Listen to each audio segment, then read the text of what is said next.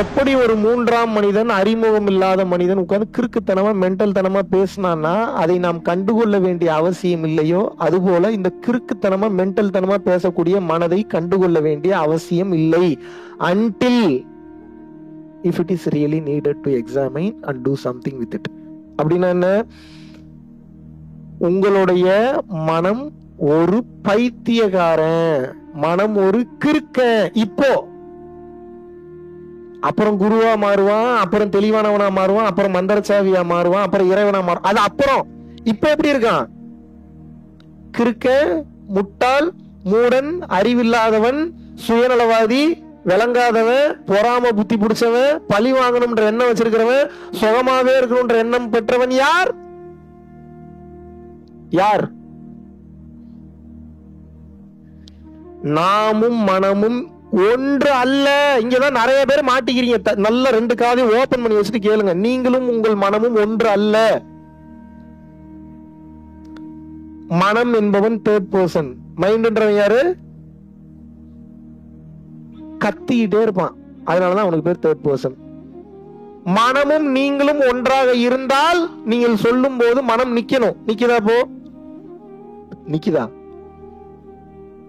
ஹானஸ்டா பேசுங்க. நிக்குதா நிக்கலையா? நீங்க ஒரு செயலை சொல்லி அந்த செயலை உங்கள் மனம் செய்ய முடியவில்லை என்றால் அவனும் நீங்களும் ஒன்னா, இல்ல அவனும் நீங்களும் வேற வேறையா? ஹானஸ்டா பேசுங்க.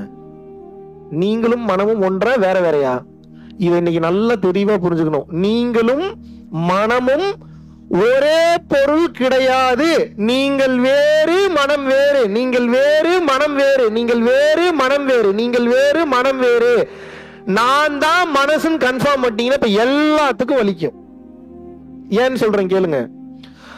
ஒரு எக்ஸாம்பிளுக்கு, ஒரு முக்கியமான ஒரு இடத்துக்கு போறீங்க, ஒரு கடைக்கு போறீங்க. அங்க கடையில ஒரு அழகான பொருள் இருக்கு, உங்களுக்கு திருட்டு புத்தியே இல்லை. ஆனா இந்த மைண்ட் சொல்லுமா சொல்லாத, அதை எடுத்து பாக்கெட்ல போட்டுக்கன்னு.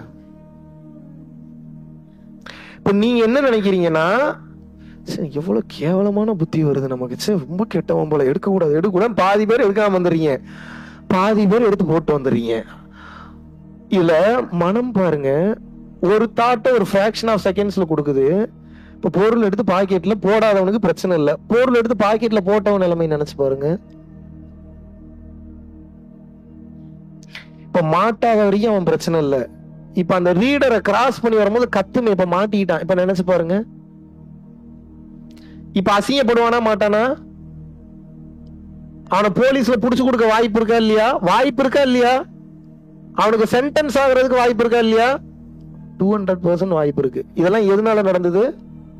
அந்த பொருள் எடுத்து பாக்கெட்ல போடு, அவ்வளவுதான். அது சொல்லிட்டு அமைதியாயிருச்சு. நீங்க என்ன பண்றீங்க?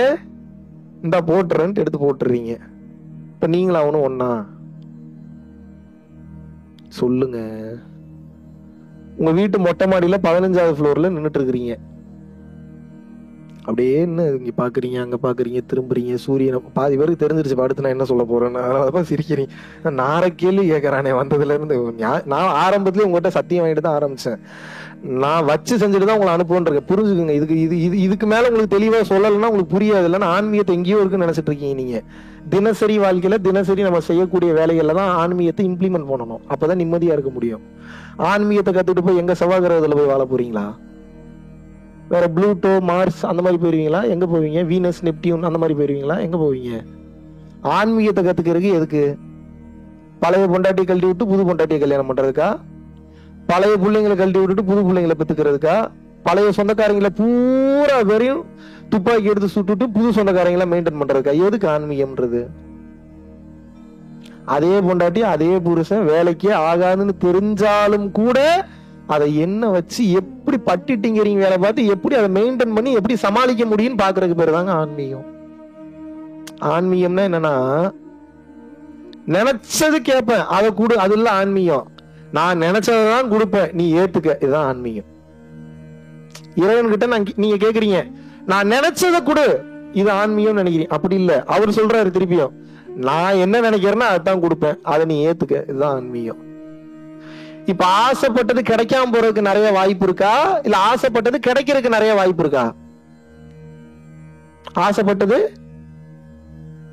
கொஞ்சம் யோசிச்சு சொல்லுங்க, என் கேள்வி கவனிங்க. ஆசைப்பட்டது கிடைக்கிறதுக்கு நிறைய வாய்ப்பு இருக்கா? ஆசைப்பட்டது கிடைக்காம போறதுக்கு நிறைய வாய்ப்பு இருக்கா?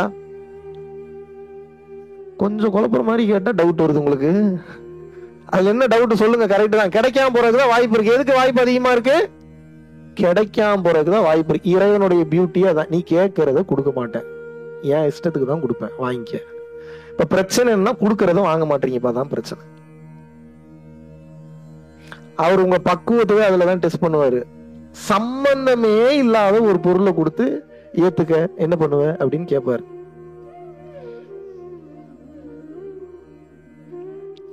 அதை ஏற்றுக்கொள்ளக்கூடிய மனப்பக்குவம் எவனுக்கு வந்துருச்சோ அவன் இறைவனை அடைந்து விட்டான் என்று பொருள். எப்பயுமே நம்ம கட்டிக்க போற பார்ட்னரும் செல்போனும் ஒண்ணு, தெரியுமா உங்களுக்கு? நம்ம கட்டிக்க போற பார்ட்னரும் செல்போனும் ஒண்ணு. ஏன் தெரியுமா?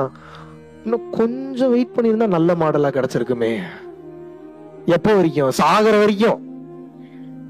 ஏண்டா இதுக்கப்புறம் நீ வெயிட் பண்ணி இதுக்கப்புறம் நல்ல மாடல் கிடைச்சு நீ எப்போ ஒர்க் அவுட் பண்ணி எப்போ நீ வாழ்க்கையில் அடுத்த கட்டம் போற, இன்னும் கொஞ்சம் வெயிட் பண்ணியிருந்தா எப்போ வரைக்கும் தோணும்? 50 வயசுலயும் அதான் தோணும், 55லயும் அதான் தோணும், 60லயும் அதான் தோணும், 75லயும். அதுக்குள்ள இவன் நடக்க முடியாம கை காலெல்லாம் தொங்கி இன்னொரு குச்சி வச்சு நடந்து வந்துட்டு இருப்பான். அப்ப கூட அந்த மனசு கேட்கும் பாருங்க, இன்னும் 1 வருஷம் வெயிட் பண்ணியிருந்தா நல்ல பொண்ணா பார்த்து. ஏண்டா 70-80 வயசுல சாக போற நீ, சாக போற நேரத்துல நல்ல பொண்ணா நல்ல பையனா? புரிதல் இல்லை. என்னல்ல? சிம்பிள் மேட்டர், அண்டர்ஸ்டாண்டிங் இல்ல. வாழ்க்கைனா இப்படித்தான் இருக்கும், எவனும் நம்மளை மதிக்க மாட்டான். ஆரம்பத்திலேயே நம்ம தெளிவு இல்லாம இருந்துட்டோம்னா இவனுங்கெல்லாம் சாகிற மாதிரி நம்மளும் ஏக்கப்பட்டு ஏங்கி நமக்கு எவனா உதவிக்கு வந்துட மாட்டானான்னு நினைச்சு நம்ம சாவோம். அதனால நம்ம என்ன பண்றோம்? இப்போ ஆரம்பத்திலே ஏத்துக்கிற மனநிலைக்கு வந்துருவோம் எல்லாரும். இதுக்கு பேர் தான் சரணாகதி. இதுக்கு பேர் என்ன? சரண்டர். என்ன பண்ணணும்? முடிஞ்ச அளவுக்கு மாத்த ட்ரை பண்ணுங்க. ஒரு எக்ஸாம்பிள் சொல்றேன். இப்போ நேத்து இங்க கேஎல் வரேன், ஃபிளைட்ல தான் வரேன். ஃபர்ஸ்ட் ஒரு ஃபிளைட் போடுறேன், கரெக்டா அந்த ஃபிளைட்டை மிஸ் பண்ண வேண்டிய ஒரு சூழ்நிலை வருது.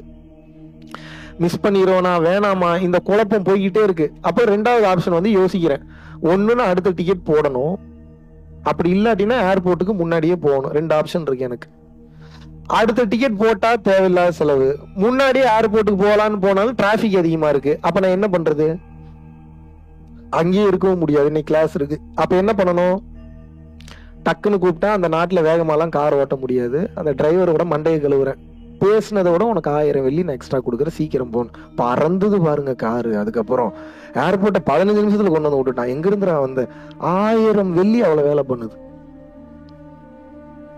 இதுதான் ஞானம்னு சொல்றேன். இதுதான் ஞானம்னா, நீங்க எப்பேற்பட்ட ஆற்றல் மிக்க மனிதனாக இருந்தாலும் சரி, மேஜிக் பண்ணி நான் டிராபிக் லைட்டை மாத்துவோன்னு போக கூடாது. 1000 ரூபாய் கொடுத்தா அவனே வேகமா போயிடுவான். புரியுதா உங்களுக்கு? எந்த நேரத்துல எதை செய்யணும், எதை செஞ்சா நமக்கு வேலை சீக்கிரம் முடியும்னு பார்க்கணும். இவ்வளவுதாங்க ஞானம்.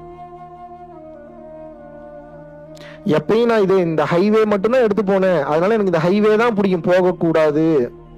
ஆத்திர அவசரம்னா ஷார்ட் ரூட் எடுத்து போகணும். தேவைப்பட்ட ரிவர்ஸ்லயே கூட வரணும். சிங்கப்பூர்ல ரிவர்ஸ்ல கார் ஓட்டி அவனையாவது பாத்திருக்கீங்களா நீங்க? எனக்கு ஓட்டினாங்க. சிங்கப்பூர் ரோட்ல ஸ்பீடா போனாவே ஃபைன். அங்க ஒருத்தன் ஓட்டுறாங்க பென்ஸ் கார்ல, நீ பிக்கப் பண்ணிட்டு ஒரு அசோசியேஷன் கூட்டு போறாப்ல, நல்ல மனுஷன் தான், சூப்பரான டைப். லேட் ஆயிடுச்சுன்னு சொல்லிட்டு என்ன தெரியுமா பண்ணாரு? ஒரு சிக்னல் தாண்டி போயிட்டாரு, ரிவர்ஸ் கியரை போட்டு ரிவர்ஸ்ல வந்துட்டு இருக்கிறாரு 1/2 கிலோமீட்டர். நான் பாக்குறேன், ஒரு ரியாக்ஷன் கொடுக்கல. Okay, he is not a common man. எங்க சிங்கப்பூர்ல ஒருத்தன் ரிவர்ஸ்ல காடி ஓட்டுறானா யாருங்க அவன்? கடவுளுக்கு அவனுக்கு ஏதாவது வித்தியாசம் இருக்காங்க? நான் உண்மையாக நான் ஒரு 10 நிமிஷத்துக்கு அவனை தெய்வம் மாதிரி தான் பார்த்தேன். நான் எப்படி அவனால மட்டும் முடியுது? அதுக்கு அவன் கொடுத்த பதில் என்ன தெரியுமா? அவனுக்கு ஆன்மீகத்துல இருக்கானா இல்லையான்னு தெரியல. ஏன் ப்ரோ இப்படி பண்றீங்க? பிடிச்சானுங்கன்னா நம்ம தான் வேணும்னே வாயை நோண்டுவோம், என்னதான் சொல்றான்னு பாக்குறது. ஏன் ப்ரோ பிடிச்சாங்கன்னா ஃபைன் போட போறானுங்க, ஒரு $500-600 மேல போடுவானுங்க. $500-600 நான் பண்ற ஸ்டாக் மார்க்கெட்ல 2 மணி நேரத்துல நான் சம்பாதிச்சிருவோம் ப்ரோ, ஃபைன் கூட கட்டி. இப்ப பிரச்சனை அதுல உங்களுக்காக 25 பேர் உட்காந்துருக்காங்க, நீங்க உள்ள போங்க அனுப்பிச்சு வைக்கிறான். இதுக்கு பேர் தான் ஞானம். அந்த ஆளுக்கே தெரியாம அந்த ஆள் ஒரு ஞான நிலையில தான் வாழ்ந்துட்டு இருக்கான். அது என்ன ஞான நிலை? அந்த நேரத்துல எது சிறந்தோ அந்த முடிவை படாருன்னு எடுக்கணும். நான் என்ன சொல்றேன்னா, உங்களுக்கு எப்படி புரியும்? இப்ப இந்த கர்ச்சீஃப் இங்க இருக்குன்னு வச்சுக்கோங்க. இந்த கர்ச்சீஃப் எடுத்து இங்க வைக்கணும் அப்படின்னா, பழைய ஆளா இருந்தா நீங்க என்ன தெரியுமா பண்ணுவீங்க? இதுதான் டேட்டா அப்படி செயல்படுறது. ஒரு கர்ச்சீஃப் எடுக்கணும்னா முதல்ல என்ன பண்ணணும்? முதல்ல கர்ச்சீஃப் கிளீனா இருக்கான்னு பார்க்கணும். அதுக்கு முதல்ல எந்திரிக்கணும், உட்காரணும், அதுக்கப்புறம் கர்ச்சீஃப் எடுத்து பார்க்கணும், விரிச்சு பார்க்கணும், அப்புறம் எடுத்து இந்த பக்கம் வைக்கிறீங்க. எத்தனை செகண்ட் செலவாகுது இதுக்கு? 20 இருந்து 25 செகண்ட். நான் என்ன சொல்றேன்னா, கர்ச்சீஃப் எடுக்கணும்னா கர்ச்சீஃப் மட்டும் எடுக்க வேண்டியதான, வேலை முடிஞ்சுல்ல. இப்ப எதுக்கு தேவையில்லாத தாட்டெல்லாம் உங்களுக்கு ஓடிட்டு இருக்கு? இவ்வளவுதாங்க ஞானம். புரியுதா? என்ன புரிஞ்சது இப்ப நான் சொன்னதுல? இவ்வளவுதான் ஞானம்னா எவ்வளவுதான் ஞானம்? இப்படி எடுக்க வேண்டிய கர்ச்சீஃப் இப்படி எடுத்துருங்கன்றேன். எதுக்கு இப்படி கொண்டு வரீங்க? நீ இப்படி போய் இங்க இருந்து கீழே வந்து இங்க இருந்து சைடுல போய் இப்படி வந்து தொடர்றதுக்கு இப்படி தொட வேண்டியதானே?